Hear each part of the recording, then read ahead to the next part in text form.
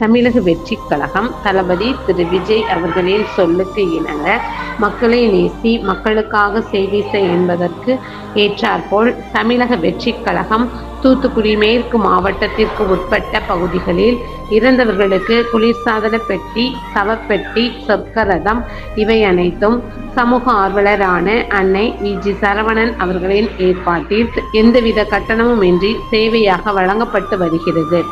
இந்நிலையில் ராஜபதி ஊரைச் சேர்ந்த செந்தூர் பாண்டி அவர்களின் மனைவி காசிக்கனி அம்மாள் அவர்கள் 23/1/2026 அன்று வயது முதிர்வு காரணமாக காலமானார்.